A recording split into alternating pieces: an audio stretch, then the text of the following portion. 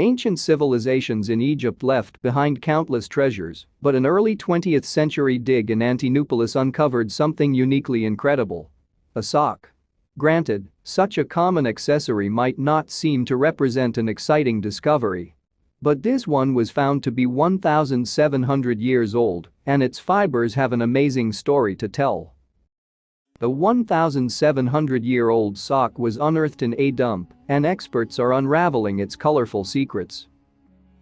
Conventional Egyptian chronology marks the start of ancient Egyptian civilization at around 3100 BC. From then until the end of this period in the country's history, it lasted until 646 BC. The Egyptians continually made the most of their resources to grow their population and improve their lifestyles. For example, the Egyptians began using the routine flooding of the Nile River to their advantage.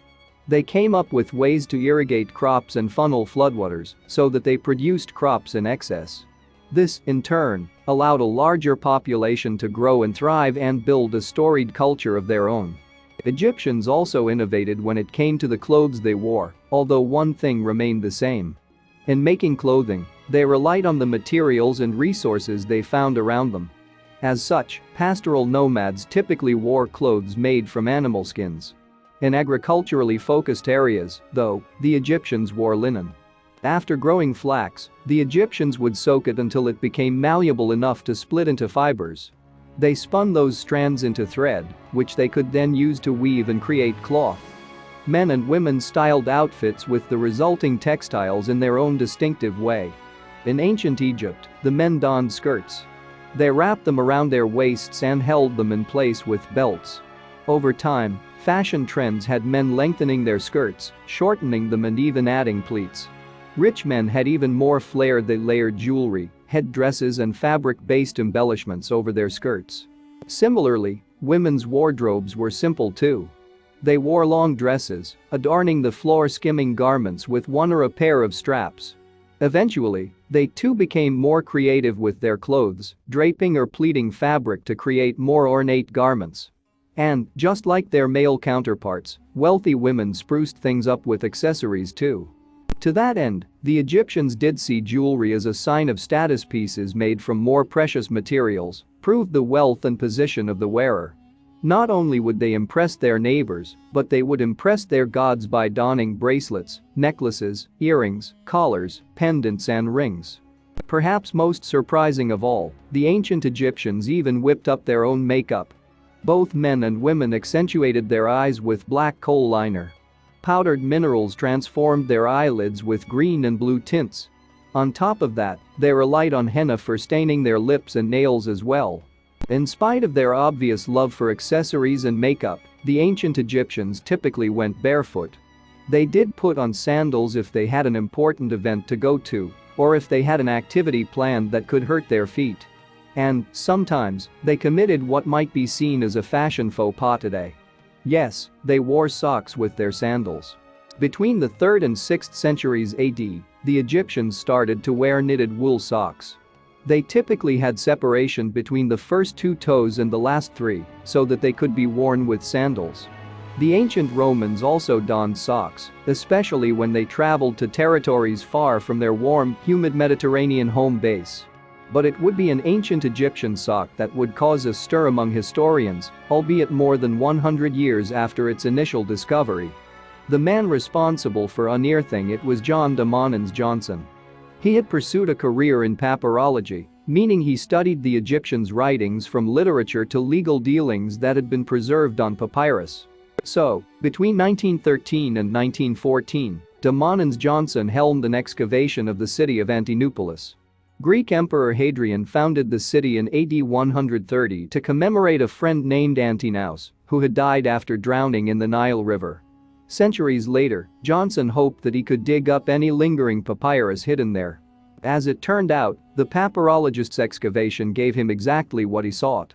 In fact, Johnson managed to find enough papyri to piece together a 3-part publication called Antinopolis Papyri, released in the 1950s and 1960s. But his dig for written remnants yielded many more interesting artifacts on top of the papyri. Along with the papyri, Johnson discovered textiles, lamps, coins, shoes and even a wooden clapper. Supposedly, he and other experts didn't have much interest in these items at the time that they discovered them. But, by 2018, new research showed just how interesting textiles, more specifically, a sock from ancient Egypt, could be. The sock in question eventually landed at the British Museum in London, where it sat as part of the Antinopolis collection. At some point before 2018, experts were able to figure out the garment's age. Someone had woven the wool sock in about AD 300, making it more than 1,700 years old. By 2018, though, new technology allowed the British Museum's team of in-house scientists to learn more about the sock. That was because they had the option of using multispectral imaging, which uses the electromagnetic spectrum to gather data from different wavelengths, thus uncovering new information that a human eye cannot discern. The scientists used multispectral imaging to reveal the types of dye used to color the multi-hued sock. Perhaps unsurprisingly, the ancient Egyptians relied on all-natural, plant-based dyes to color their woolen garment. For instance, they used madder root to create a red pigment, and madder is still used today for the same purpose. The Egyptians had also discovered that the woad plant could help them dye fabrics blue. Today, woad has fallen out of fashion in favor of synthetic alternatives. Finally, they used the weld plant to make yellow pigment, a practice they shared with the Romans, who often made sunshine-colored wedding clothes with weld. On top of that, multispectral imaging allowed the British Museum's scientists to see just how the Egyptians had dipped fibers into dye to create different colors. They would also be able to see how intricate weaving techniques allowed the ancient civilization to create such a rainbow effect, a feat considering the trio of dyes they used. And, amazingly, the team at the museum did all of this without compromising the age-old sock. Previously, they would have had to cut a piece from the garment for radiocarbon dating and analysis of the sock's colorful dyes. Instead, multispectral imaging gave them a clear look at the technique and dye without inflicting any damage. Scientist Dr. Joanne Dyer came up with the unique method of analysis while on the job in the British Museum's Department of Scientific Research. She told The Guardian, "It was exciting to find that the different colored stripes found on the child's sock were created using a combination of just 3 natural dyes." Dyer and the rest of the team shared their findings in a journal called PLOS I, wherein they further described the garment's unique shading and weaving. The Egyptians had used their plant-based red, yellow and blue dyes to create the primary colors, as well as orange, purple and green. And then, Dyer revealed, they used unique weaving and dyeing to complete the multicolored garment. In some places, she wrote, the Egyptians had spun multiple monochromatic fibers together to create a single shade. In others, they had dipped a single strand into multiple different dyes until they achieved the intended hue. The British Museum could also describe the sock's purpose, as well as the unique knitting technique used to piece it together.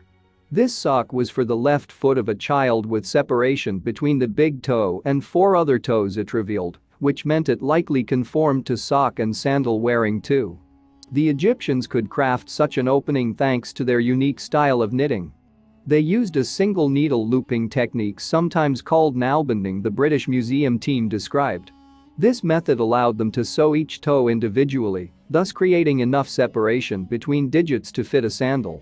Although the knitter made all of the toes out of dark green yarn, they went on to join and work in bands of orange, 4 rows, purple, 4 rows, bluish green, 4 rows, dark red, 6 rows, green, 6 rows, the scientists described. The heel also had a multicolored pattern that incorporated shades of dark blue and yellow as well. But, of course, the research didn't just tell the world more about the garment. Dr. Dyer's imaging method kept the sock intact, and it was also less expensive and less intensive than the way scientists had analyzed age-old fabrics before. She told The Guardian, previously, you would have to take a small piece of material from different areas. And this sock is from 300 AD, Dr. Dyer went on. It's tiny, it's fragile, and you would have to physically destroy part of this object. Whereas with both the multispectral imaging and other techniques, you have a very good preliminary indication of what these could be, she concluded. With the sock in one piece, the British Museum's scientists could more closely analyze its dyes and construction method, of course. But they could also theorize the reason for its existence in the first place. It turned out that the 1,300-year-old sock came to be during a period in Egyptian history that could further explain its ingenuity. Long before the sock came into existence, the ancient Egyptians had followed their own religion, under the auspices of which they had worshipped multiple deities. They believed that their gods had power over every aspect of their lives. As such, they routinely prayed and left offerings to get in their good graces. On top of that, the pharaohs, who ruled over ancient Egypt, were thought to be the connection between the people and their gods. As such, they regularly performed similar rituals and offerings. The state even funneled a large amount of resources to fund such ceremonies, as well as the many temples where the people honored their gods. In the early to mid-600s, though, Egypt experienced a period of ongoing unrest as multiple empires invaded and conquered their country and brought different religions along with them. Although Egypt had once been a part of the Byzantine Empire, which touted Christianity, the Rashidun Caliphate brought Islam to Egypt between 639 and 646. In AD 641, the Muslim conquest reached Antinopolis, which meant someone wove the sock together at a time of great unrest and constant upheaval. The garment, therefore, represented the type of resources that the city's residents had during yet another fight for Egyptian territory. As Dyer described to The Guardian, within this period in Egypt there are lots of things happening. There is the Arab conquest of Egypt, the Romans leave Egypt. These events affect the economy, trade, access to materials, which is all reflected in the technical makeup of what people were wearing and how they were making these objects. So the sock's colorful sections, created from just 3 different dyes, were a remnant and reminder of this tumultuous time. We could speculate that perhaps the people had restricted access to resources. And as a consequence, they had to get as creative as they did with their double dipping and thread weaving techniques. On a larger scale, the British Museum's multispectral imaging success will spur further research into the construction of other ancient artifacts to reveal similar truths about other historical items. Dyer said, "It means we can look at more and a larger variety of objects. We can see the relationship between more objects and different time periods." Since the British Museum team successfully used multispectral imaging on the sock, other researchers have already done the same with their ancient objects. At the University of Rochester, for example, Professor Gregory Hayworth and his students used the technique to uncover a potential hidden text on a Torah in March of 2019.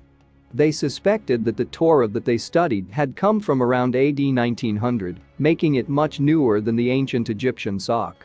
However, the scroll had a compelling backstory. After the Nazis had invaded Moravia and Bohemia in 1939, the Jewish populations there had to hand over their religious books and objects. Their Torah could have come from a lost congregation, which Hayworth and his students can only find by deciphering the hidden clues. And that was where multispectral imaging came in. Although Hayworth told the university's news center that the work was exacting, he and his students thrived on finding what they had sought. Much like the ancient Egyptian sock, then, the Torah scroll had a story to tell, and it just needed the right people to try and uncover its truth. Thanks for watching, and don't forget to like and subscribe.